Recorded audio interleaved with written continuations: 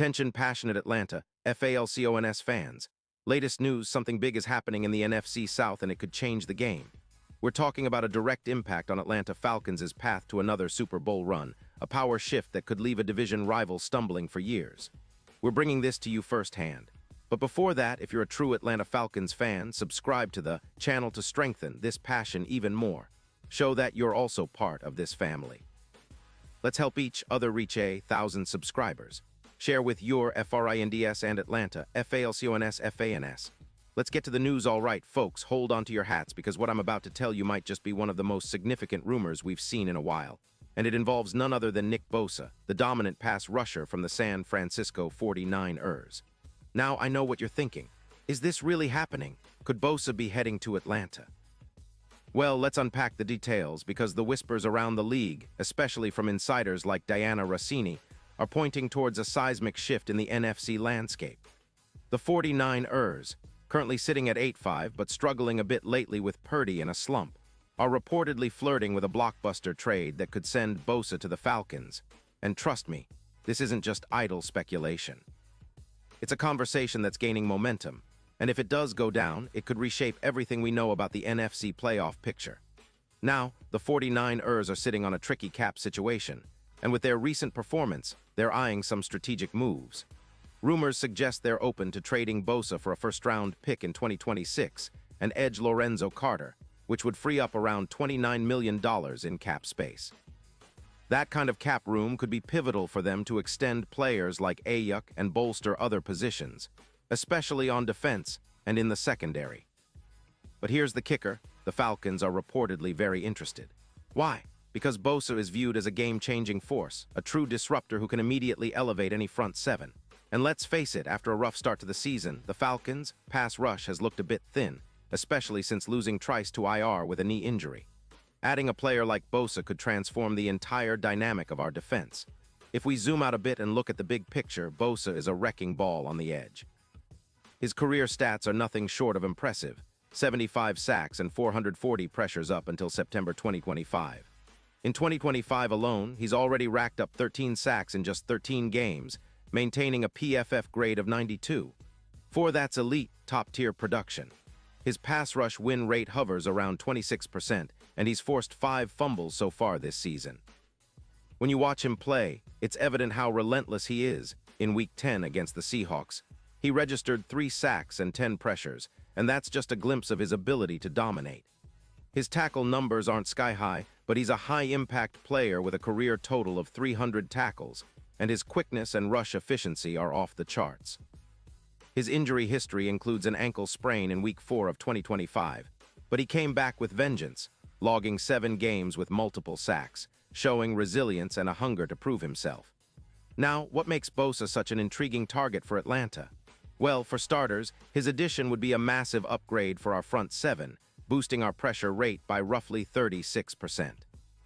That's because Bosa's presence on the line would instantly turn our defense into a nightmare for opposing quarterbacks. Imagine a scenario where we go from our current pressure stats to matching the kind of disruption the 49ers have shown, from a 28% pressure rate to a staggering 64%. That kind of improvement is the difference between a good defense and a dominant one. And it's not just about sacks. It's about the overall impact, forcing turnovers, stopping the run, and creating chaos in the backfield. Speaking of the run game, Bosa's presence also helps clamp down on rushing yards. Last season, the Falcons allowed an average of 148 rushing yards per game, but with a player like Bosa, that number could plummet to around 95 yards per game. That's a game changer. The table comparing him to other edge rushers like Matthew Judon just underscores his value.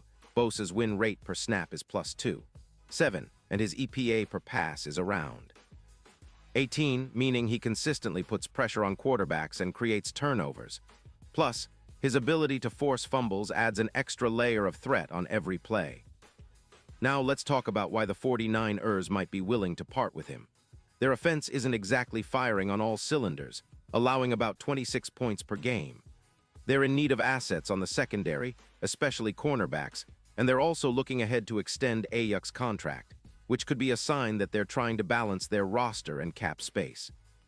The tension over Schefter's contract negotiations indicates some internal pressure to make strategic moves now rather than later. Trading Bosa would give them the cap flexibility to extend Ayuk and address other needs, even if it means losing a player of Bosa's caliber. For the Falcons, acquiring Bosa would be a transformational move. His addition would instantly elevate our pass rush, making our defense more aggressive and unpredictable. We'd see a significant increase in pressure and sacks, which directly correlates with more wins. Plus, Bosa's presence would open up opportunities for our other pass rushers and disrupt opposing offenses. Our front line would become one of the most feared in the league, and that kind of disruption could be the catalyst for a deep playoff run.